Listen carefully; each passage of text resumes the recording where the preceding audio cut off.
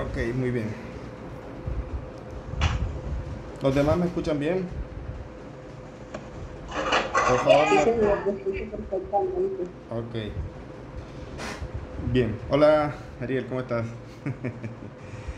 Allá está Nathan, comiendo.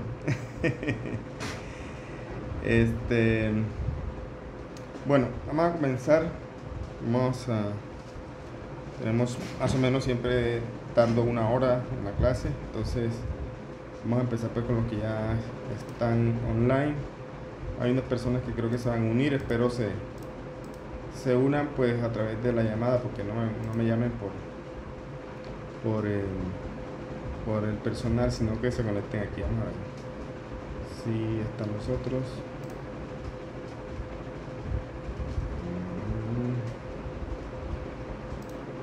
¿Quiénes están?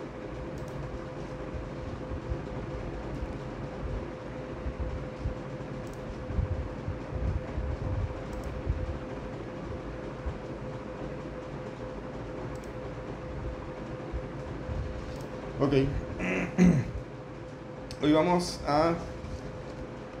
siguiendo el curso Nahida, el curso de la Yeshiva Pirkei Shoshanim. Pero como se han dado cuenta los que están estudiando conmigo, incluso personas que quieren conversión, algunos ya que han hecho conversión, que el tema Nahida, pues cuando estudiamos ciertos conceptos, a veces aclara también muchos conceptos judíos, sobre todo lo que hemos estado hablando en la clase el año pasado. Hablamos sobre el tema de las posesiones, los milagros, todas estas cosas que incluso, aunque es un estudio no ajida, tiene que ser basado en la enseñanza judía, ¿no? Entonces vamos a hablar sobre lo que es el mundo venidero. Vamos a mencionar ciertos conceptos. De pronto el de Mesías creo que lo vamos a tocar más en detalle en la próxima clase de Hashem. Pero, pero sí vamos a hablar algunos conceptos que gracias digamos a, a las religiones y otro tipo de cosas se han entendido muy mal estos conceptos. Por ejemplo, el tema solamente hablemos de la otra vida. Esa frase ya de por sí encierra muchas maneras de interpretarla. Y mucho se dice sobre eso, ¿no? Sobre el cielo y el infierno, sobre el Gan Eden, sobre el tema de la muerte también, qué pasa. Entonces vamos a tratar de abarcar esos conceptos que como saben son conceptos, como muchas cosas en judaísmo, son conceptos profundos, conceptos que requieren explayarse con bastante tiempo, pero vamos a tocarlos de manera sencilla para tratar de aclarar algunas cosas. Primeramente, como decía, estos, como decía aquí, digamos, dice que la otra vida, o sea, este término, como dice la otra vida, para mí es muy ambiguo, tiene muchos contextos. Si ustedes escuchan la palabra o la frase la otra vida, yo creo que eso hace alusión o se nos vienen a la mente un montón de cosas, como son de pronto la reencarnación, incluso a veces se dice la otra vida en relación a la vida pasada, o se refiere a la vida después de la muerte, o se refiere de pronto al mundo venidero, o se refiere de pronto a la resurrección de los muertos, o se refiere a la vida eterna, se refiere al infierno, se refiere a lo que llaman cielo, se refiere al Gan Eden. Entonces ahí de por sí ya es muy amplio lo que se puede entender o lo que se puede llegar a pensar hablando de otra vida. Ya, ese es un punto bastante confuso y sobre todo en la actualidad y sobre todo en Occidente. ¿Ya? Pero en el judaísmo, aunque, aunque sí se manejan todos estos conceptos que luego que vamos a mirar, no es el principal enfoque del judío. O sea, el judío no le gasta mucho tiempo a estas cosas, sino más que todo se preocupa por lo que es este mundo, el Olam Hazé. Ahora, ¿por qué se preocupa por eso? No porque este mundo sea el principal, sino porque el otro mundo, el Olam Abba, el mundo venidero, que lo vamos a mencionar más adelante, tiene que ver precisamente con cómo nos comportamos en este mundo. La recompensa que vamos a recibir tiene que ver con nuestros actos en este mundo. Por lo tanto, es mucho más importante enfocarnos en este mundo. Por eso está la Halajá y por eso la Kabbalah y la alajá prima sobre la Kabbalah. ¿Por qué? Porque la alajá es la manera de conducirnos según la voluntad de Hashem en el mundo. Y existe alajá también, o leyes para el no judío, que ya las hemos estudiado, las estamos desarrollando, las leyes noajidas. Entonces, esa es la voluntad de Hashem. Ahora, precisamente la voluntad de Hashem es en este mundo de que nosotros nos perfeccionemos, avancemos y logremos un nivel espiritual tal que cuando se dé la redención, se dé la Geulá, la revelación de la unicidad de Hashem en el mundo, vayamos a recibir una recompensa de acuerdo al nivel alcanzado. Es por esa razón que es muy importante tener en cuenta, sobre todo, este mundo, ¿ya? ¿Por qué? Porque si no trabajamos aquí, pues no vamos a tener ninguna recompensa en el Olam Abba. Y por eso se le compara al Olam Abba como un mundo, como si fuera un Shabbat. ¿Por qué? Porque la persona trabaja en la semana y en Shabbat se sienta a disfrutar y a descansar de lo que ha podido con la ayuda de Hashem trabajar y conseguir para comprar alimentos y etc. Entonces, la voluntad de Hashem está más enfocada en este mundo, porque es un mundo de trabajo, y obviamente se mencionan ciertos conceptos como el Olam Abba, como el Gan Eden, como el Geinom, que lo traducen mal traducido como infierno. ¿Por qué? Porque son conceptos que hacen parte de la creación de este mundo, son conceptos que se necesitan para la creación, y hacían parte de la creación, incluso el concepto de Mashiach, y bueno, o sea, todo esto está allí, pero nuestro interés debe enfocarse más que todo en lo que hacemos en este mundo, cómo lo hacemos y cómo nos corregimos.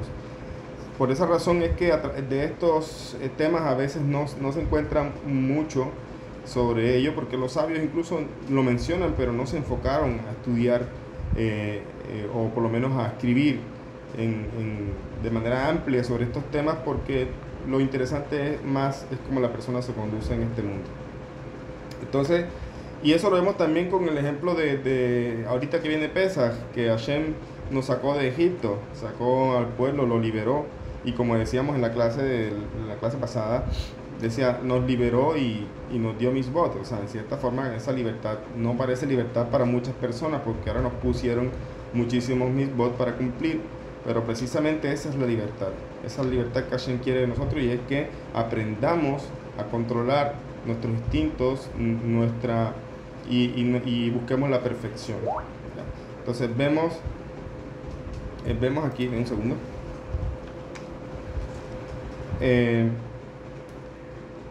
vemos por ejemplo que en Egipto, si ustedes se dan cuenta, sobre pues, lo que se conoce históricamente, arqueológicamente, sobre la cultura egipcia, se enfoca mucho sobre la vida después de la muerte. Por eso el tema de la momificación, ¿no? Porque buscaban de alguna manera pues conservar el cuerpo en ese estado que ellos llamaban o le llaman muerte. Entonces, todos los libros que se escribieron de estas facetas que experimenta el alma después de la muerte, o sea, la cultura egipcia se enfocó mucho por lo que es precisamente el mundo después de la vida, o sea, esa otra vida, entendiéndolo como la vida después de la muerte. Y eso no es lo que Hashem quiere. Entonces, por esa razón Hashem saca al pueblo de Egipto, por muchas razones obviamente, pero una de las cosas que se ha dicho es para precisamente limpiar al pueblo del grado tan bajo en el que estaba viviendo en Egipto, y para poder sacarlo y que se hicieran entonces limpios para recibir la Torá.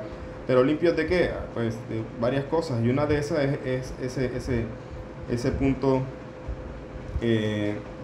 digamos, o la obsesión que tenían los egipcios con respecto al más allá, al punto que se corrompieron con todo este tema y muchas otras cosas, idolatría. Entonces, para los egipcios, su otra vida era más real, o sea, más inmediata, prácticamente vivían era pensando en eso.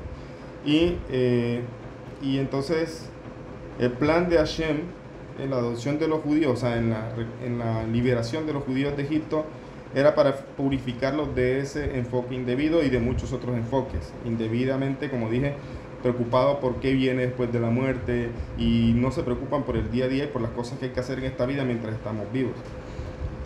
Y por esa razón hay que establecer prioridades y Hashem puso prioridades. Y Él quiere que cumplamos su voluntad en este mundo. Eso es lo que Hashem quiere. Que cumplamos su voluntad en este mundo, y su voluntad, como dije hace un momento, son los misbot, son las cosas que su voluntad es la Torah. Esa es la voluntad de Hashem.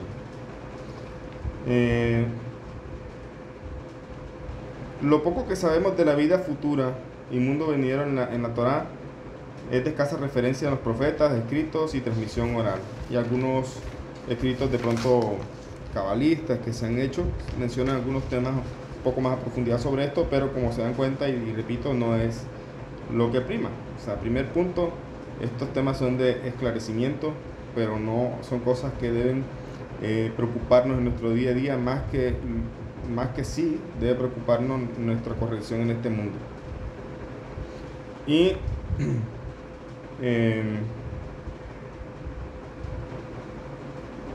incluso para algunas personas, algunos rabinos, a veces esto puede ser considerado, o dedicarse y enfocarse solamente en esto puede considerarse un bitul o un mal uso del tiempo.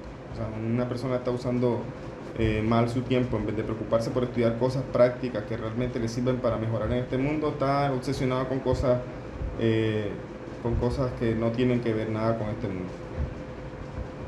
Entonces, en ese aspecto, como dijo, cuando se habla de otra vida, se habla de un montón de cosas, o por lo menos se entiende, se puede entender de diferentes formas. El tema reencarnación, si se menciona otra vida como una vida pasada, pues eso tiene alusión con la reencarnación, y es evidente que ese es un tema muy tratado y muy conocido, y en el que hay fuentes de grandes sabios del pueblo de Israel sobre este tema, y es una gran verdad que existe el concepto de reencarnación y que no contradice al concepto de resurrección, porque el concepto de resurrección es otra cosa. Ya la resurrección se va a dar cuando, y es uno de los principios de fe, se creer en la resurrección, y esto se va a dar en la venida de la redención, que se revele Mashiach. Un segundo, aquí me está escribiendo.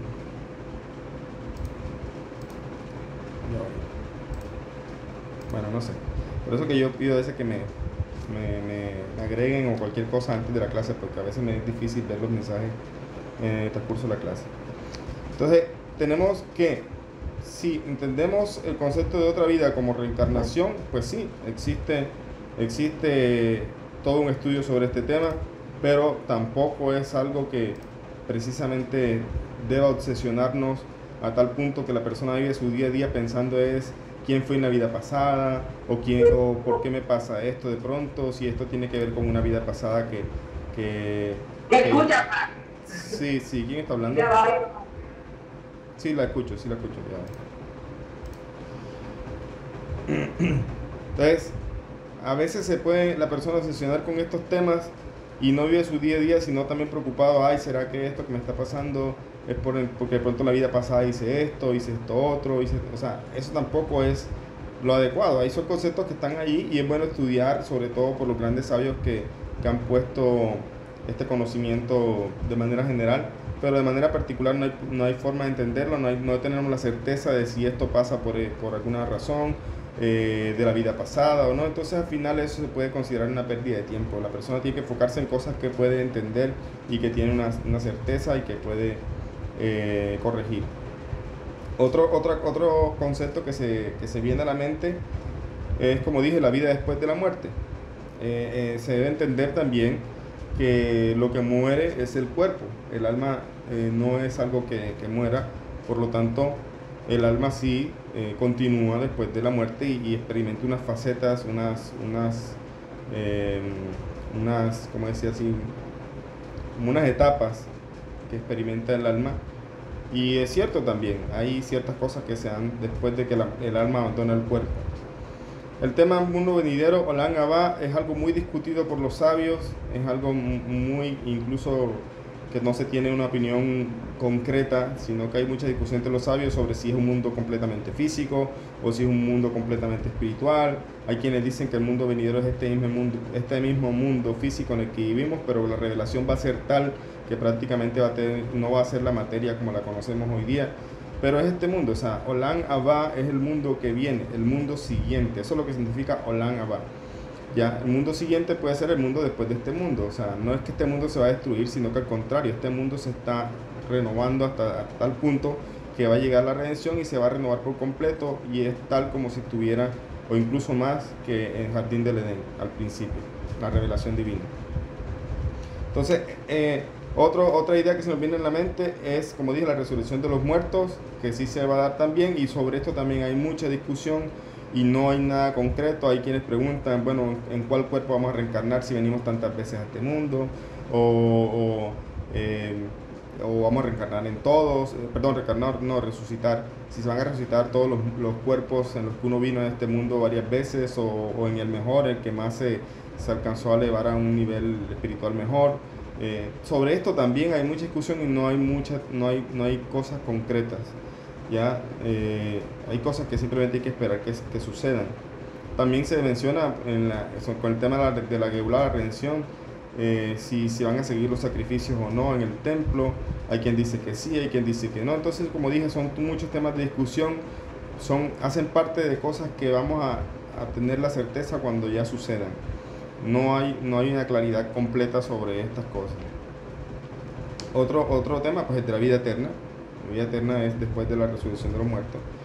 Y el concepto de Geinón, que vamos a hablar un poquito ahorita, el infierno. Ya, el infierno. Y el tema de cielo, digamos. Para mí, yo entiendo que la gente habla de cielo como lo opuesto al infierno, ¿no? Pero realmente se podía considerar que cielo es todo lo que no es material, es todo el mundo espiritual, por decirlo así. Y si queremos pensarlo como un lugar donde se va a recibir recompensa, pues es lo que los sabios hablan sobre el Olam Abba, el mundo venidero, cuando se va a recibir la recompensa. Y el Gan Eden también, entonces no hay confusión. Bueno, el Gan Eden no es lo mismo que el cielo, no es el Jardín del Edén. Entonces, bueno, vamos a ver esos temas. Con respecto al cielo e infierno, judaísmo y noajismo tienen una idea completamente diferente. ¿Por qué? Porque, como dije, están basados en la Torá. Y en la Torá no existe o lo que explican nuestros sabios, el judío no cree en una idea de condenación eterna. Ya, eso no es tan, y más aún, no es que no crea, sino que sabemos que nuestra Torá nos enseña que no existe tal cosa. Ya.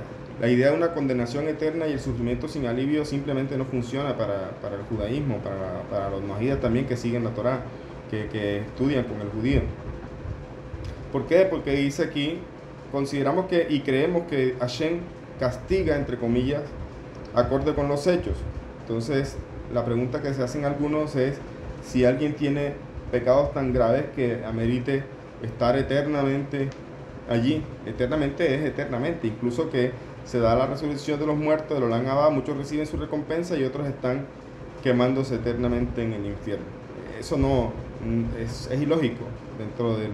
¿Por qué? Porque vamos a entender que el concepto de Geinón es la bondad de Hashem, es la bondad máxima, una de las grandes bondades de Hashem al momento de crear este concepto. ¿Por qué? Porque no es como lo vemos como un lugar de tormento y como si Hashem de Shalom se disfrutara estas cosas. No, Hashem, él quiere prodigar el bien, y así está dicho por muchos sabios y en diferentes fuentes lo podemos encontrar en el Talmud.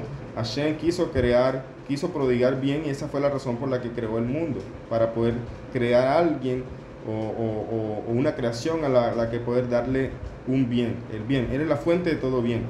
Entonces no se entiende por qué va a existir un concepto de sufrimiento o como si Hashem disfrutara esto. Jab Shalom, no es así. Vamos a entender que el Geinón es un lugar, una etapa del alma que a veces necesita limpiarse, donde se puede limpiar. Y no es eterno tampoco, que es lo que estamos diciendo. ¿Por qué? Porque no va de acuerdo a los pecados de nadie estar eternamente limpiándose del pecado. O sea, algún momento tiene que llegar la limpieza o esta ayuda que se le da para quitarle el pecado de encima, que es la función del Geinón. Otro problema, como dije, otro problema con la concepción del infierno como lo manejan las demás religiones, es porque Hashem quiere prodigar el bien, y esto no parece ser eternamente algo que pueda ser un bien para el alma. Entonces, Y el concepto de los cielos es igualmente desconcertante, un lugar donde todo el mundo tiene la misma recompensa independientemente de sus actos. O sea, entonces, según lo que se enseña también, una persona, si se arrepiente del último momento de su vida, incluso que fue lo más malvado, ya le reciben solamente por el hecho de arrepentirse. Ya no hay ninguna consecuencia, no hay nada, pero eso no es así. Lo podemos ver en las leyes de Hijot Teshuvah de Rambam. El Rambam explica de que cada persona, como es, tiene que en cierta forma recibir la consecuencia de su pecado. O sea, por eso está el tema de la Teshuvah. Y en Hasidut se explica que la Teshuvah rompe un poco esa consecuencia. Va a depender del pecado que hace la persona. Si no son pecados graves o si son pecados graves. Pero la Teshuvah tiene que darse porque es parte del rompimiento de esas cosas que pueden ser consecuencia del pecado. Entonces, según lo que Rambam dice en Hijot Teshuvah, una persona que se arrepiente incluso en el último momento de su vida es perdonada, así tal cual. En eso coincide un poco. Pero también el Rambam nos explica que la persona tiene que igual hacerse responsable de una consecuencia de su acto, ¿ya? Y entonces, ¿qué pasa? Que sí hay un perdón, incluso al final, en el momento de la muerte hay un perdón, pero va a haber una consecuencia también. Esa consecuencia, entre comillas, es lo que vamos a ver que más adelante lo explica, que es lo que Hashem manda para poder limpiar a la persona de ese pecado, lo que llamamos castigo.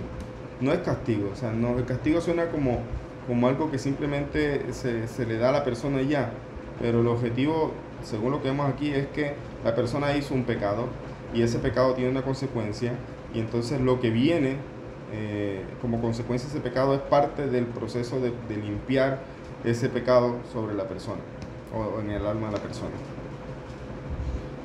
Dice, en este paradigma de la otra vida, este mundo tiene poco efecto y el énfasis está claramente en la vida futura.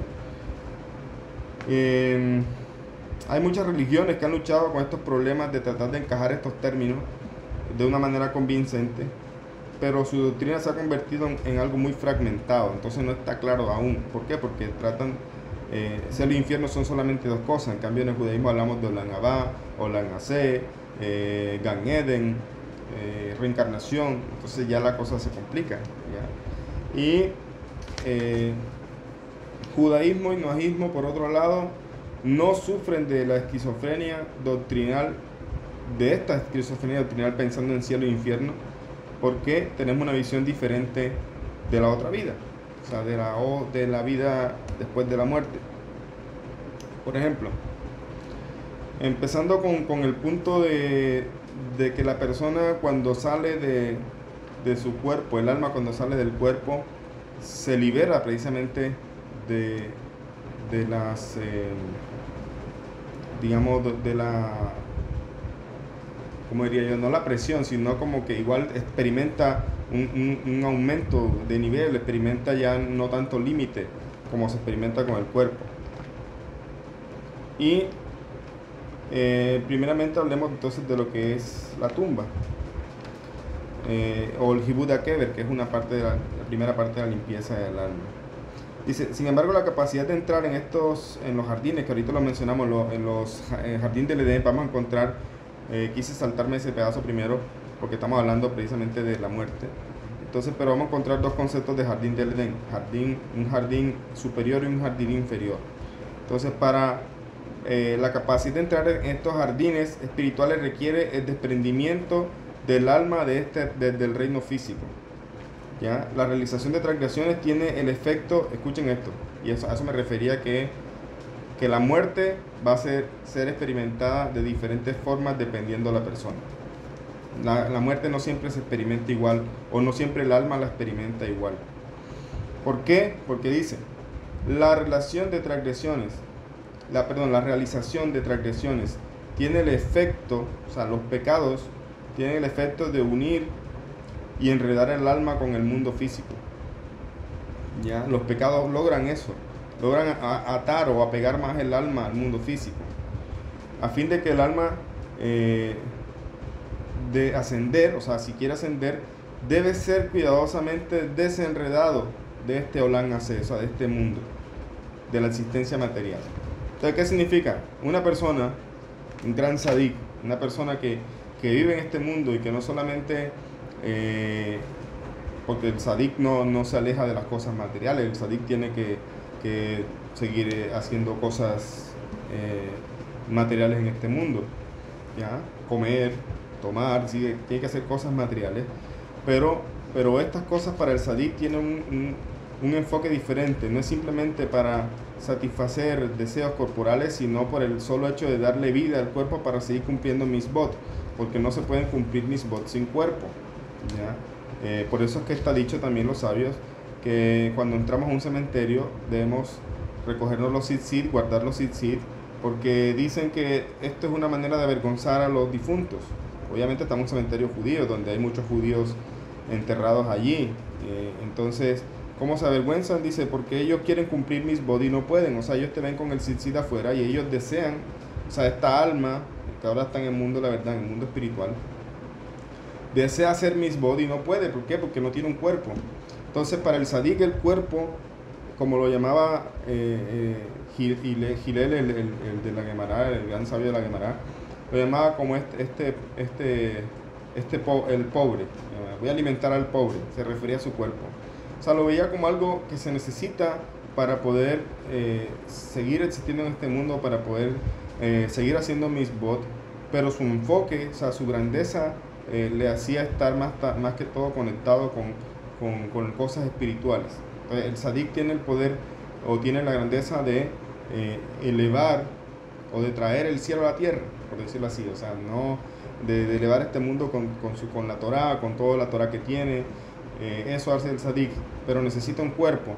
Entonces, quien no tiene cuerpo no puede cumplir misbot. Por eso es que el alma muchas veces, o por ejemplo el alma que se apegó a las cosas materiales en este mundo, a los placeres materiales en este mundo, cuando sale al mundo real y se da cuenta de las cosas que tiene, o sea, de las faltas, de los defectos que tiene y las cosas que quiere corregirlo, no va a poder hacerlo ahora porque ya no tiene cuerpo.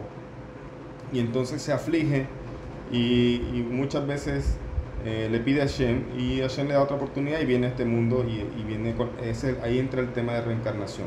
O sea, el alma viene a seguir rectificando cosas, a seguir corrigiendo cosas. Pero cuando venimos a este mundo no tenemos la conciencia de las cosas que el alma sabe. Entonces, por eso la persona tiene que seguir los misbot, porque aunque no tenga conciencia de qué problema tiene o qué pecado tiene o qué cosas tiene que corregir, pues los misbot de por sí ya son un camino y son lo que Hashem dispuso para corregir nuestra alma, para elevar nuestra alma. Entonces, ¿qué pasa? Un alma, como dije, o una persona que su enfoque estuvo más en este mundo, en las cosas corporales, en las cosas materiales, pues es obvio que está apegado a este mundo, está aferrado a este mundo tal cual como una mota de algodón unida a un cactus, o sea, entre las espinas está allí adherido y va a ser difícil sacar completamente este algodón de todas las espinas porque está bastante adherido y hay bastante espina y es complejo sacarlo de allí.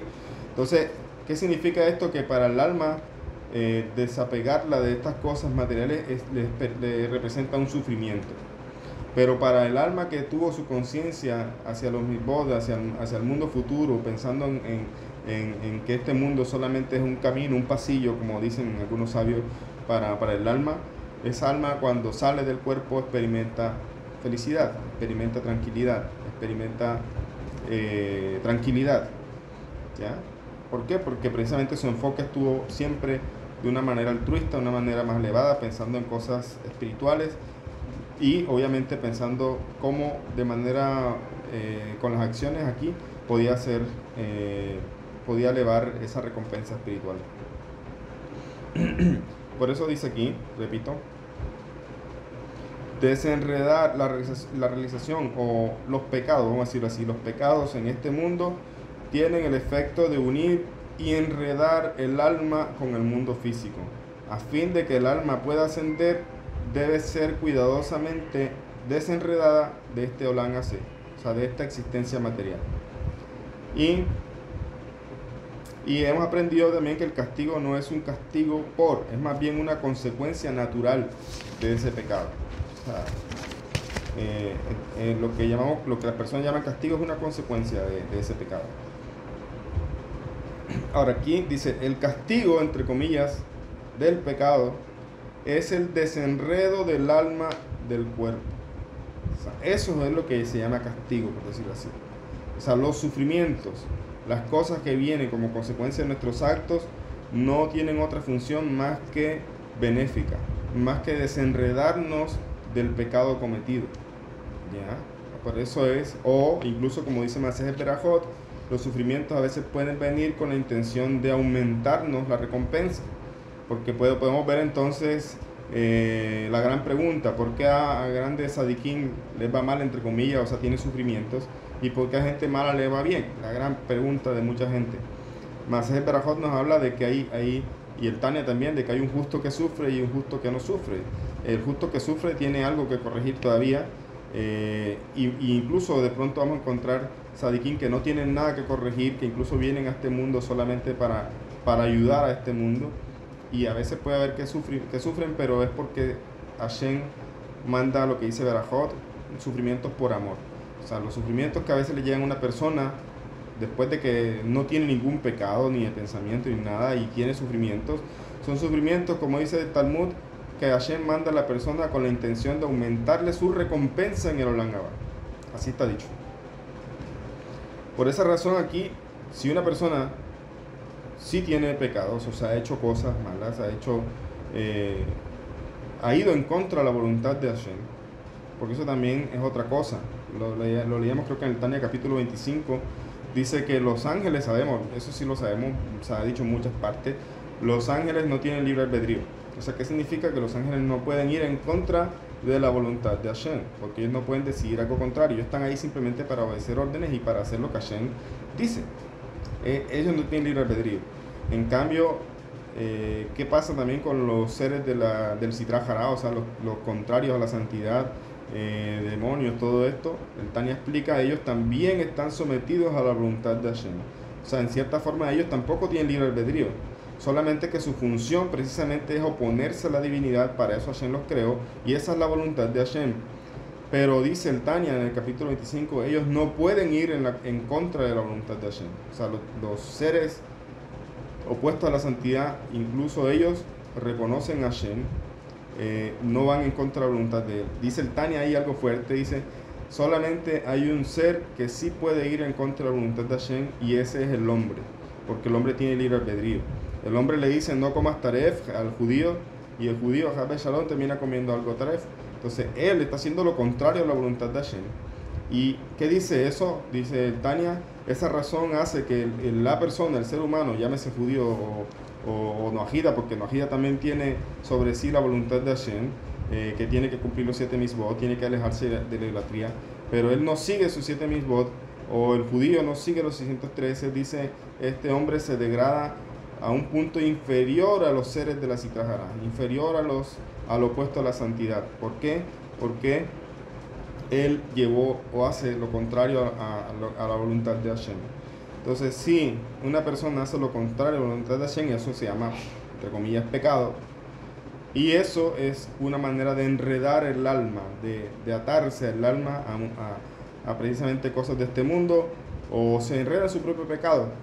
Y obviamente si Hashem quiere ayudar a esa alma o a esa persona para quitarle ese pecado, para desenredarlo, tiene que mandarle cosas para desenredarlo, y es lo que llaman castigo. Pero como dijimos, no es un castigo, sino que es la consecuencia del mismo, y su función es desatar, desenredar al alma de este pecado. Cuantos mayores sean las transgresiones, más enredado está el alma. Cuanto más tiempo, más desagradable es la experiencia. O sea, ¿qué significa? Que este proceso de desenredar al alma, al cuerpo o a la persona de estas transgresiones puede ser doloroso. Claro que sí. Entre más graves, más doloroso va a ser.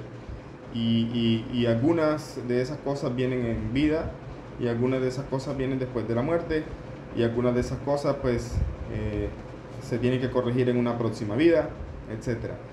Pero siempre va a haber un proceso en el que el alma, Hashem permite que el alma se limpie, se desenrede. Y este proceso, si lo queremos mirar, el proceso de la muerte, el proceso en que empieza a desenredarse el alma, listo, ya el alma murió, como dije, se arrepintió, hizo teshuvá antes de morir.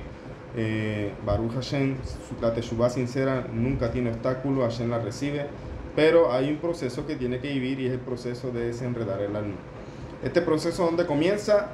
En la muerte, en la tumba, en lo que se da el entierro y la descomposición.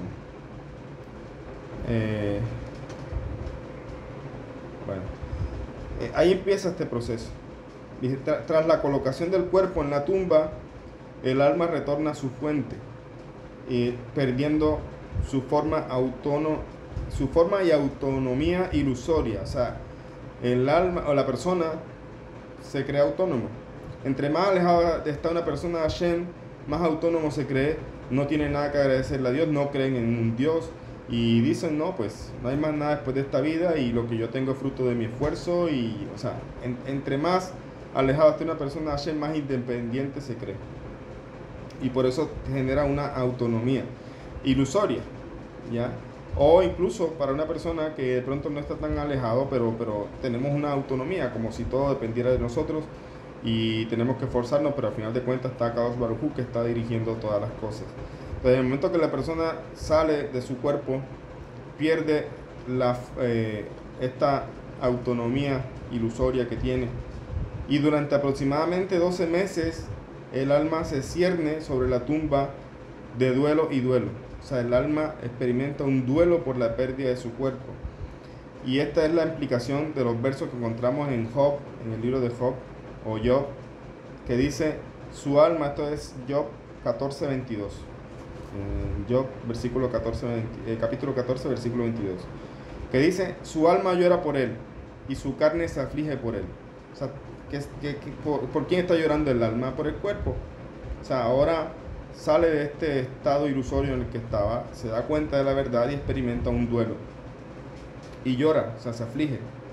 Sabemos que estas palabras son para ejemplificar, no es literal, pero experimenta de manera general un duelo. Y este proceso es llamado Hibut Akeber, o sea, los golpes de la tumba, o también le decimos la purificación de la tumba, o el purgatorio de la tumba, porque la palabra purgar significa limpiar, ¿ya? Entonces, aquí el alma empieza a experimentar una especie de sufrimiento, y como dije, entre más apegado esté a este mundo, más sufrimiento va a sentir, porque ahora encontró una vida vacía. Todo lo que vivía era este mundo, toda su vida era en torno a este mundo, y ahora no tiene cuerpo, ya no puede interactuar con este mundo, y es sufrimiento grande para esa alma. Entonces ahí ese sufrimiento empieza lo que se llama la purificación del alma, o una angustia que experimenta el alma. Esto, como dije, entre más grande, más apegado esté, más sufrimiento, más angustia va a sentir.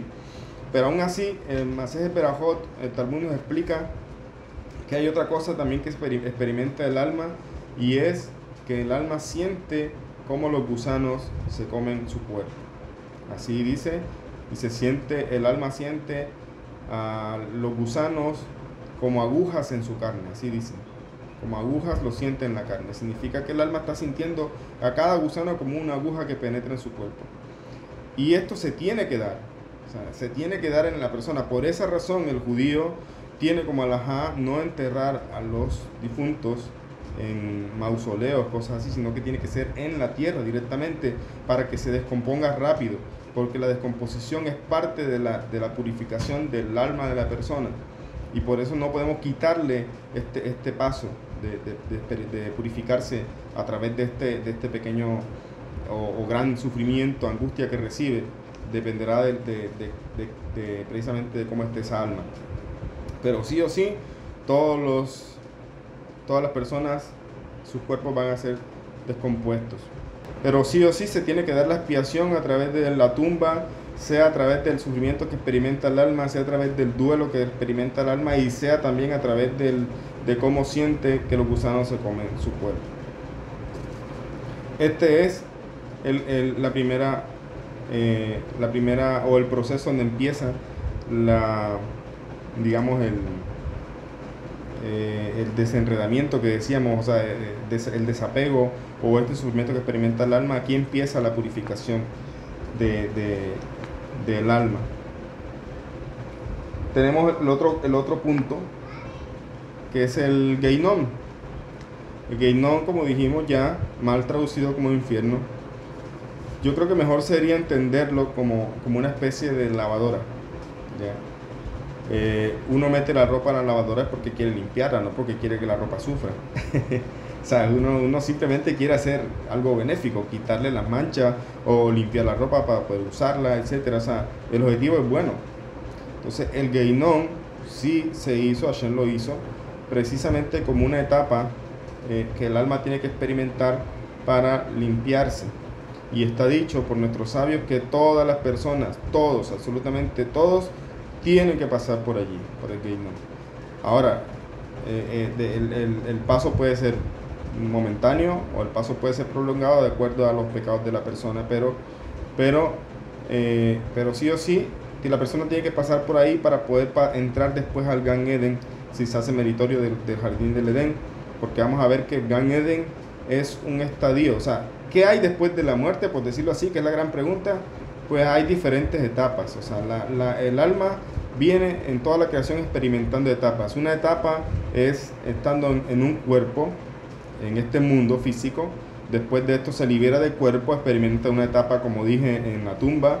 Después de esto experimenta una etapa en el Geinón y después de esto experimenta una etapa en el jardín del Edén.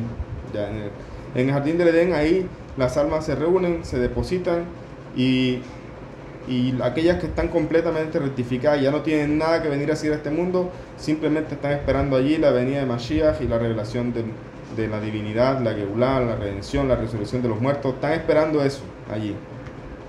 Pero aquellas almas que de pronto quieran aumentar su recompensa y dicen: Hashem, permíteme, quiero mejorar mi recompensa aquí en el jardín del Edén, entonces Hashem les permite venir a este mundo y siguen trabajando y aumentando sus méritos, aumentando su lugar en el jardín del Edén, porque hay que entender que así como no todas las almas experimentan la muerte de igual forma, no todas las personas o no todas las almas tampoco experimentan el jardín del Edén de igual forma. Hay gente que puede estar en el jardín del Edén y no está experimentándolo con satisfacción, porque no alcanzó ciertos niveles y quiere recibir más, y por eso a veces quieren venir aquí a este mundo, porque no hay otra forma de incrementar mis bots sino en este mundo. Entonces, lo mismo vamos a ver con el tema de la redención. No todo el mundo experimenta Mashiach de la misma forma. La Gemara dice que Mashiach tiene 4 nombres. O sea, discuten los sabios sobre cuál va a ser el nombre Mashiach. La Gemara en Sanedrín. Uno dice que va a ser Shiloh, que viene de la palabra Shalom. Otro dice que va a ser Menahem, que viene de la palabra consuelo. Y los otros dos ahorita no me acuerdo, pero uno tiene que ver con guerra. Y el otro tiene que ver con la fecha establecida desde la creación en la que va a venir Mashiach, sí o sí, en esa fecha.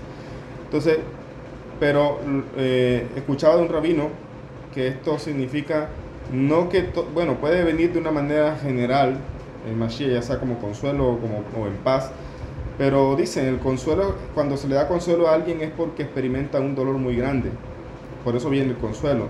Significa que Mashiach puede llegar entonces después de una desgracia muy grande, Shalom, que Hashem permita que no sea así. Entonces, está dicho así, pero también más allá de eso los sabios explican que cada persona experimenta Mashiach según sus méritos. Entonces puede ser que Mashiach llegó y una persona está experimentándolo con guerra, otra está experimentándolo como consuelo y otra está experimentándolo en paz y alegría. Entonces todo va a depender de los méritos que cada persona tenga. Así, esa es justicia. La Torah y la voluntad de Hashem es justicia. Hay justicia y no todo el mundo recibe lo mismo. Y no todo el mundo experimenta la muerte de igual forma. No todo el mundo experimenta el Geinón de igual forma. O sea, todo va a depender de la persona y su corrección espiritual. Entonces, el Geinón, como decía, es el siguiente paso. Después de que el alma ha completado este Hibud Akeber, o sea, estos golpes de la tumba, o purificación de la tumba, entonces se le juzga, y en este punto el alma se presenta ante la verdadera y última, y debe hacer, hasta la verdad última, y debe hacer frente a la totalidad de sus acciones. Esta parte de la otra vida se conoce como Geinom. Dado que este es un proceso puramente espiritual, no se puede describir adecuadamente con palabras. Sin embargo, el Talmud y algunos Midrashim y otras fuentes intentan transmitir la experiencia del alma usando algo gráfico, a menudo aterradoras parábolas. Por ejemplo, la descripción del Geinom como un lugar de fuego se refiere a la pena que experimenta el alma, ya que se encuentra ante la última verdad. Escuché también en otro libro, leí que ese fuego que consume se refiere también a la vergüenza. Así como una persona se siente avergonzado, digamos que experimenta una vergüenza muy grande delante de otros, esa persona quisiera desaparecerse de allí, se sonroja, o sea, se siente terrible. Así pasa con la persona, con el alma cuando sale a este mundo, se encuentra desnuda de misbot, desnuda de las cosas que pudo hacer en este mundo, y experimenta una vergüenza tal que es como si se consumiera, se quemara, se aflige. Entonces el tema del fuego también está relacionado con la vergüenza.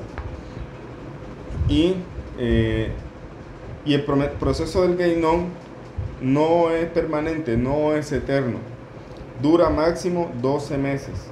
Después de este punto el alma puede ascender a los jardines que, como dijimos y vamos a mencionar después, a jardín superior o inferior, pero generalmente los que llegan al jardín superior son almas muy elevadas que lograron corregir muchas cosas, y algunos quedan en el jardín inferior hasta que pues sigan corrigiendo. Ese es el punto del Geinom. O sea, si quisiéramos traducir de alguna forma el Geinom, podríamos decir que es como una especie de lavadora. Hay un artículo aquí que quiero citar unas palabras que los místicos del judaísmo describen al Geinom como un lugar espiritual, cuya traducción más común es el infierno, pero resultaría más preciso traducirlo como la suprema lavadora, porque así es como funciona. La forma en la que nuestra alma se limpia es el Geinom. En el Geinom es similar a como lavamos nuestras ropas en una lavadora. Si nos detuviéramos a pensar por un instante y pudiéramos poner en el lugar de nuestras medias, por ejemplo, claramente no nos resultaría grato ser arrojados al agua y dar vueltas a lo loco durante media hora, ¿no? Creeríamos que sin dudas alguien no nos quiere en absoluto. Sin embargo, luego de haber lavado bien las medias, es que podemos volver a usarlas. Entonces, esta es la función del Geinom, la función de desenredar el alma del pecado.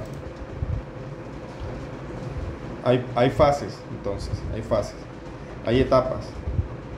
El alma experimenta una etapa en este mundo como un hombre, como una persona, luego una etapa en la tumba, luego una etapa en el Geinom y luego una etapa en Gan Eden. ¿Ya? Y aquellos que reencarnan pues vuelven a experimentar la etapa de estar en un cuerpo en este mundo. Y primeramente que quede claro que no es un lugar eterno y no es un lugar tampoco como si alguien quisiera ver sufriendo al otro ahí de Salón. Es un lugar de limpieza, es un lugar que tiene que experimentar el alma, y como dije, entre más apegado o más cosas tenga que limpiar esa alma, más sufrimiento va a ser para él. Pero aunque no lo crean, hay otro lugar que menciona el Tanya y se llama el Kaf Akelach, o sea, el hueco de la onda, que el Tanya explica, por ejemplo, que hay pecados que son tan grandes que a veces no se pueden limpiar ni siquiera en el Geinom, ¿ya? Y el alma experimenta entonces una especie de castigo que es estar de un extremo del mundo al otro. O sea, es peor todavía ese sufrimiento. ¿Por qué? Porque esa alma no tiene descanso y hasta que sea merecedor de entrar al Geinom. Escuché de un rabino una vez con el tema de el caso de Elisha ben Abuyá, que sabemos que fue un gran rabino que se volvió hereje, terminó transgrediendo prácticamente todos los mitzvot, fue excomulgado del pueblo judío, y él fue maestro de Rabbi Meir Balanés. O sea, él era maestro de Rabbi Meir Balanés y después se fue excomulgado, y aún excomulgado Rabbi Meir Balanés siguió aprendiendo de él. Pero dicen que Rabbi Meir Balanés, como su alumno y un alumno que se preocupaba por su maestro, buscó la manera de hacer, para resumir la historia, de hacer cosas para que su maestro por lo menos fuera recibido en el Gehinnom. O sea, es una manera de ayudar al maestro. O sea, porque su alma no entró en Gehinnom, ni siquiera tenía ese mérito. O sea, los pecados que tenía no le permitían entrar en Gehinnom. Dice, ¿por qué? Porque tenía mucha Torah, era un gran sabio. O sea, fue un gran sabio, tenía muchísima Torah. Y la Torah que tenía él no le hacía meritorio de entrar a Gehinnom, ¿ya? Y también los pecados que tenía no le hacían meritorio, y por toda la Torah que tenía y todo, pero la Torah estaba, por decirlo así, había que limpiar un poco esa Torah. Tampoco le hacían meritorio de entrar al jardín del Edén, entonces quedó en un limbo, por decirlo así. Y ese limbo, ese se llama Kaf Akelah, que estuvo en un lugar hasta que, gracias a los méritos de Rabbi Meir Balanés, se le permitió entrar al Gehinnom. Esa fue la ayuda que le permitió, que hizo Rabbi Meir Balanés por él. Entonces, y eso dentro de lo que sabemos, ¿no? Dentro de lo que está revelado, que nuestros sabios han revelado, se conoce pues el tema del Gehinnom, el Kaf Akelah, y el Tania lo menciona. Quién sabe qué más cosas Hashem tiene para hacer justicia, ¿no? Y ayudar a las almas que se enfrentan pues al juicio después de la muerte. Pero el caso es que son estadios, son etapas que experimenta el alma. Y el Gehinnom, como dije, es una fase temporal, cuyo objetivo es bondad extrema. ¿Por qué? Porque tiene el objetivo de desenredar, de ayudar al alma y limpiar. Ahora, con respecto al Jardín del Edén, ahora sí entramos un poco a ese punto. Jardín del Edén, digamos, como dije, es una etapa, de los estadios del alma en el mundo espiritual. Y se refieren a dos. No nos empleamos mucho en este tema porque hay literatura que ya habla bastante sobre el tema. Aquí el concepto general, hablamos de dos jardines, Gan Eden superior y el Gan Eden inferior. Entonces, si bien ambos jardines son totalmente espirituales, el inferior es una, entre comillas, sombra o una sombra o un simulacro espiritual del mundo físico. O sea, el Gan Eden inferior tiene cierto parecido, pero no es el mundo físico, pero tiene, le llaman una sombra, como que es algo que tiene que ver con el mundo físico. Dice, en este reino inferior las almas mantienen una imagen de su forma física. Del mismo modo, las delicias de este reino inferior se limitan con experiencias como los mayores placeres del mundo físico. O sea, la persona que está en Gan Eden inferior experimenta los placeres de estar ahí en ese Gan Eden, casi como los placeres que se experimentan en el mundo físico. Y tienen o conservan, como dicen, una especie de su forma física, una imagen, entre comillas, de su forma física. Porque al final de cuentas, lo que se descompone en la tumba es el cuerpo, pero el alma no tiene una imagen como tal así. O sea, por eso se habla de que cuando se dé la resurrección de los muertos, en cuál cuerpo va a reencarnar, porque el alma como tal no tiene imagen. O sea, el alma es algo que ha estado viniendo durante varias vidas aquí a este mundo. Entonces, pero dice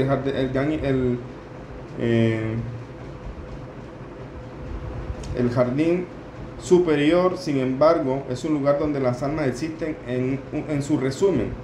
O sea, el alma está en su esencia principal en el jardín superior. En el inferior, como dije, todavía conserva una figura, una imagen, entre comillas, una sombra del mundo físico. Pero en el Gan Eden superior, el alma está en su raíz.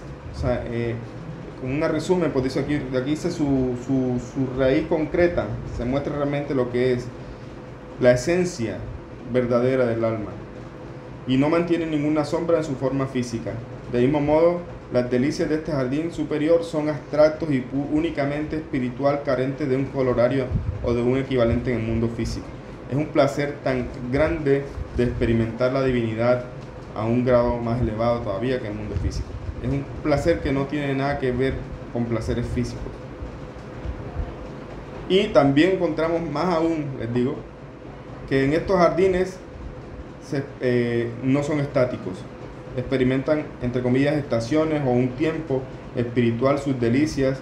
Los frutos de jardín cambian regularmente con las estaciones, o sea, con los estadios del alma. Entonces, mire que de por sí el mundo físico es complejo.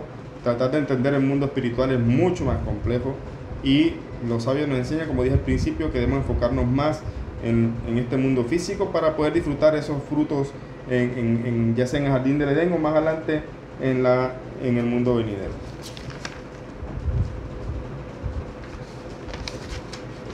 Voy a terminar aquí con el Olam Abba, ya llevamos una hora, entonces con esto termino y abro un espacio de preguntas. Olam Abba,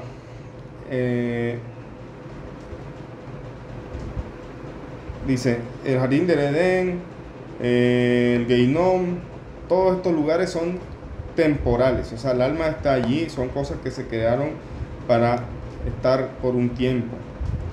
Pero el lugar permanente de la recompensa del hombre es el Olam Abba. Como dije, la palabra Abba significa siguiente, venidero, después de este. Olam Abba es una era futura que marcará apenas el comienzo de la venida de Mashiach y la resurrección de los muertos. O sea, el Olam Abba es el principio, no es el final. Lo entendemos como el final porque bueno, hablamos del principio Bereshit y Adán y todo lo que pasó. Y bueno, estamos en una especie de paréntesis histórico, pero realmente el principio de todo es el Olam Abba. Ahí es donde se va a dar revelación a un nivel tal como el de Jardín del Edén, donde va a empezar un trabajo espiritual, o por lo menos se va a disfrutar de las recompensas obtenidas en el transcurso de este mundo, en el transcurso del paso por este mundo. Pero esto sí es eterno, o sea, el Olam Abba es eterno, ese sí es permanente. Esto que dijimos anteriormente, Geinom, Gan Eden, son etapas transitorias. Y sin embargo, así, como dije, el Olam Abba es uno de los misterios más incomprendidos de la creación de Hashem. O sea, no hay mucha cosa que se diga sobre eso. De hecho, ya incluso la venida del Mashiach, tampoco hay muchas cosas claras. Hay cosas, incluso en la Gemara, que quedan, dice Teiko, o sea, hay cosas en la Gemara que quedan en discusión y no queda una discusión clara. Y se dice que Mashiach nos va a resolver ese problema cuando venga, porque hay cosas que no están claras. Ni siquiera los sabios, por todo lo que discutieron, pudieron llegar a una respuesta concisa, una respuesta clara, y por eso esperamos que Mashiach venga y nos resuelva muchos problemas. Por ejemplo, una de las cosas que se habla es el tema de comer cerdo, que está prohibido. Los sabios explican que este es un hog, o sea, este es un mandamiento que todavía no se comprende por qué. Hay explicaciones y todo esto, pero no explicaciones que tienen que ver con la medicina que mucha gente trae, sino explicaciones a nivel de Hasidut y a nivel de Kabbalah y todas cosas. Pero al final no hay una última respuesta. Otro tema es el tema de la paradumá, de la vaca roja, que también no se entiende mucho la lógica de este mandamiento. Y está dicho que Mashiach nos lo va a explicar. El tema de basar bejalá, mezclar carne con leche, hay muchas explicaciones que nos dan una mayor entendimiento de esto, pero no hay una respuesta que diga esta es la razón por la que Hashem nos prohibió esto. Entonces, todas estas cosas y muchas otras más, sobre todo el tema que viene, el tema de resurrección de los muertos, sobre todo el tema de cómo va a ser la recompensa, sobre todo el tema de cuál cuerpo va a resucitar, van a resucitar todos, cómo va a ser la resurrección. Todas estas preguntas se van a resolver cuando Mashiach venga. No hay nada muy claro allí. Y sin embargo, con respecto al Olam Abba, hay una Mishnah que nos trae Pirkei Avot. Dice: Kol Israel, Yesh Helel Olam Abba, tiene parte del mundo venidero, que ahorita explicamos un poquito qué significa eso. Pero dentro de la estructura y el espacio de este mundo por venir están directamente relacionados con las misbot del individuo. O sea, algo que sí está claro y sí sabemos con certeza es que se va a experimentar la recompensa por los misbot en el mundo venidero. Y dentro de este espacio se recibe la recompensa eterna de las misbot. La cantidad de la recompensa, sin embargo, está directamente vinculada al mérito acumulado en este mundo de cada persona. O sea, cada quien va a recibir una recompensa, sí, todos vamos a recibir recompensa.